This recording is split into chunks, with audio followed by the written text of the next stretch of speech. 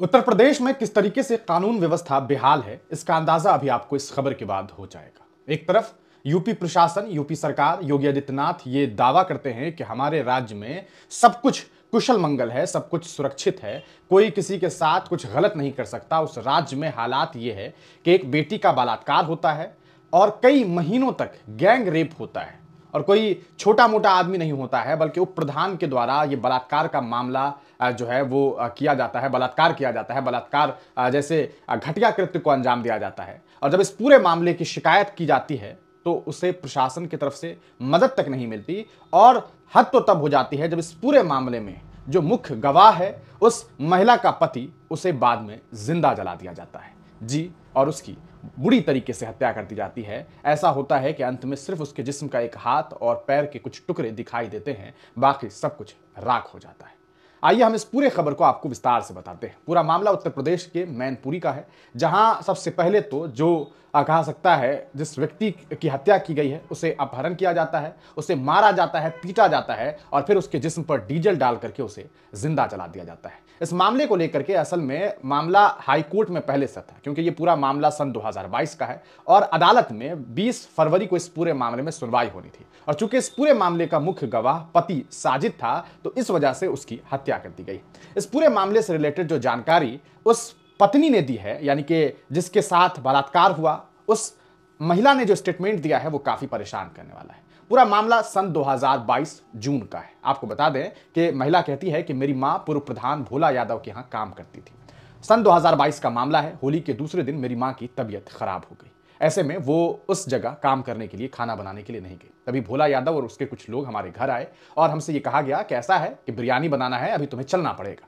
पहले तो मैंने इस बात को लेकर के मना की। मैंने कहा कि मैं नहीं जा सकूंगी, अभी ये पॉसिबल नहीं है। लेकिन भोला यादव ने इंसिस्ट किया। उसके अलावा उसके पुत्र ने कहा कि नहीं, ये जरूरी है, तुम्हें चलना पड़ेगा। ऐसे में उनकी अपील पर मैं खाना बनाने के लिए पहुंच गई। लेकिन तभी इसी दरमियान जब मैं खाना बना रही थी तभी कुछ लोगों ने जो है मुझे कोल्ड ड्रिंक सर्व किया कि तुम्हें कोल्ड ड्रिंक जो है पीना है तो पी लो। मुझे लगा कि शायद ये कोल्ड ड्रिंक है, मैं पी सकती हूँ, और मैंने कोल्ड ड्रिंक पी। लेकिन मुझे क्या मालूम था कि उस कोल्ड ड्रिंक में उन लोगों ने शराब मिला रखा था। शराब पिलाने के बाद मुझे थोड़ा नशा सा हुआ, लेकिन मुझे इस बात का एहसास होने लगा कि किस तरीके से नशे में वो लोग मेरे साथ छेड़खानी कर रहे थे। मैं थोड़ी होश में थी क्योंकि मैंने शराब ज़्यादा नहीं पी थी। जब मैं कोल्ड ड्रिंक पी रही थी, इसी दरमियान मुझे ऐसा लगा कि शायद इसमें कुछ गलत है। मैं किसी तरह वहाँ से निकल करके अपने घर आ गई। इसके बारे में जब मैंने अपने घर वालों को सूचना दी तो मेरा भाई अगले दिन उस पूर्व प्रधान के घर गया और जा करके वहां पर इस पूरे मामले को लेकर के शिकायत की और कहा कि तुम्हारी हिम्मत कैसी हो गई मेरी बहन के साथ इस तरह का घटिया कृत्य करने की। उस दरमियान उस पूर्व प्रधान भोला यादव और उसके लोगों के द्वारा मेरे भाई की जम करके पिटाई की गई।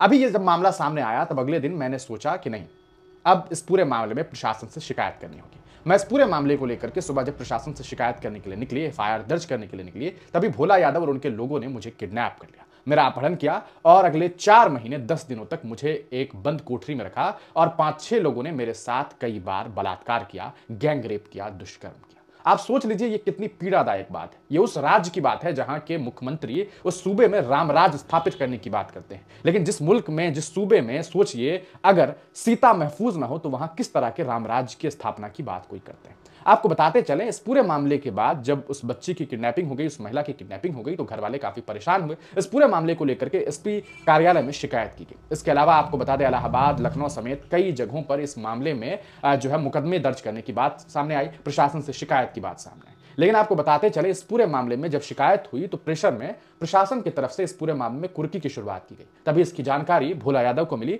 भोला यादव ने इस की खबर पाते ही उस महिला को, यानी कि जिसके पति की हत्या की गई है, उस महिला को उसके आंखों में काली पट्टी बांध दी और एक पुल पर ला करके उसे छोड़ दिया। आपको बताते चले, जब वो महिला बाहर निकली तो अपने घर पहुंची। घर पहुंचने के बाद उसने फिर इस पूरे मामले को लेकर के दोबारा छूटने के बाद प्रशासन में शिकायत करने की कोशिश की। इसके लिए वो भोगाव एक थाना है, उस थाने में पहुंची और जाकर के पुलिसकर्मी रविंद्र बहादुर को शिकायत दर्ज की। लेकिन रविंद्र बहादुर ने यह जवाब दिया कि मैं कोई मुकदमा दर्ज नहीं कर सकता, और जो रिपोर्ट दर्ज करने की कोशिश की, जो एप्लीकेशन लेकर के वो महिला गई थी, उसे वहां पर से फेंक दिया गया और कहा गया कि कोई भी एफआईआर दर्ज नहीं होगा। आपको बताते चले, इस पूरे मामले के बाद महिला जो है सीधे लखनऊ पहुंच गई और अदालती कार्रवाई के लिए इस पूरे मामले में कोर्ट के जरिए जो है मुकदमा दर्ज किया गया। जब मुकदमा दर्ज कर दिया गया तो इस पूरे मामले की सुनवाई इसी साल यानी कि 2025 में 20 फरवरी को इस पूरे मामले की सुनवाई होनी थी।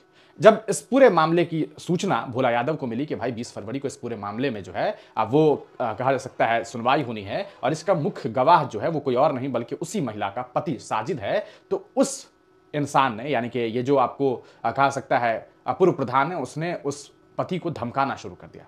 उसने पति के पास जो है जा करके पहले तो उसे पैसे देने की कोशिश की, दबाव बनाया कि 20 लाख रुपए ले लो और इस मामले को यहीं खत्म करो। लेकिन उसके पति ने सीधे तौर पर यह कहा कि भाई ऐसा है कि हम अपना बयान नहीं बदल सकते, हम इस पूरे मामले में कोई इनकार नहीं कर सकते। इस पूरे मामले को लेकर के पीड़िता ने कहा कि भोला यादव के एक साथी को पुलिस ने इस पूरे मामले में गिरफ्तार करके जेल भी भेजा था, लेकिन 2 ही महीने के बाद पैसे के बल पर वो व्यक्ति जो है वो जेल से जमानत पर छूट गया। इसके बाद केस बंद कर दिया गया। भोला यादव पर आज तक कोई केस दर्ज नहीं हुआ, जबकि इस पूरे मामले में भोला यादव ही असल जिम्मेदार है। वह पैसे देकर खुलेआम बाहर घूम रहा है। पुलिस ने मेरी शिकायत भी लेने से इनकार कर दी। ये बात जो है पीड़िता ने कही है। आपको बताते चले, पीड़िता ने इस पूरे मामले में कहा कि पति की हत्या के बाद पुलिस ने आरोपियों पर एफआईआर दर्ज करने की बात तो कही है, लेकिन चूंकि मेरा भरोसा इन पुलिस कर्मियों पर पहले से ही नहीं है, मुझे इस पूरे मामले में न्याय चाहिए और मेरे जो पति हैं उनके हत्यारों को फांसी दी जाए, ये मेरी मांग है। लेकिन प्रशासन की कार्रवाई पर मुझे बहुत ज्यादा जो है मुझे उम्मीद नहीं है। हालांकि इस पूरे मामले में प्रशासन ने यह कहा है कि सबूतों के आधार पर हम इस पूरे मामले में कार्रवाई करेंगे। अपर पुलिस अधीक्षक राहुल मिठास ने इस पूरे मामले में बताया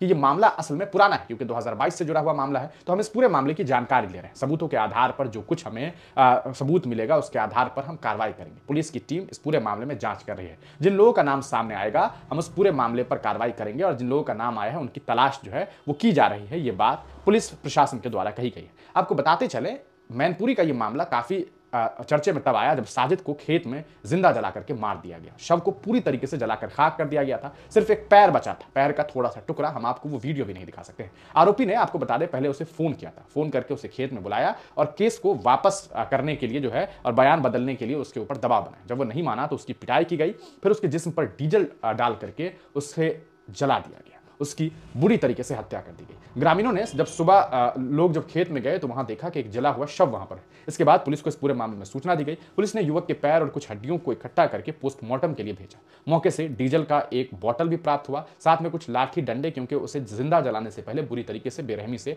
मारा पीटा भी गया था। यह पूरा मामला बताता है कि किस तरीके से यह चिंताजनक है। आपको बताते चले, ये पूरी घटना बिछवा थाना क्षेत्र का मामला है। वारदात आधी रात को हुई है। घटना में गांव के पूर्व प्रधान भोला यादव का ही नाम शामिल है। आपको बता दें, पुलिस उसकी तलाश कर रही है। इलाहाबाद हाईकोर्ट में इस पूरे मामले को 20 फरवरी को सुनवाई होनी थी। अब देखना यह है कि जब 20 फरवरी को इस पूरे मामले में सुनवाई होगी तो अदालत इस पूरे मामले को लेकर के क्या कुछ बातें कहेगी। ये पूरी घटना बताती है कि किस तरीके से उत्तर प्रदेश में कानून व्यवस्था पूरी तरीके से धरातल पर है। वहां पर हकीकत यह है कि बातें कुछ और हो रही है, लेकिन जमीन पर जो काम हो रहा है वो बिल्कुल उसके उलट है। जो वादे, जो दावे सरकार के द्वारा किए जा रहे हैं। मैनपुरी का ये मामला ये साबित करता है कि किस तरीके से आज इस मुल्क में बेटियां असुरक्षित हैं और खास करके सूबे उत्तर प्रदेश में जो हालात हैं वो बेहद निंदनीय हैं। आप इस पूरी घटना के लिए किसे जिम्मेदार मानते हैं? यकीनन अगर शुरुआती वक्त में ही प्रशासन ने सही तरीके से कार्रवाई की होती तो आज साजिद जिंदा होता। एक तो साजिद की हत्या कर दी गई और एक महिला जिसके साथ मुसलसल कई महीनों तक बलात्कार किया गया वो जीवित है और अब अपने पति के लिए इंसाफ की दुहाई मांग रही है। इस पूरे मामले पर आपका क्या इज़हार ख्याल है? अपनी राय कमेंट सेक्शन में जरूर दीजिए।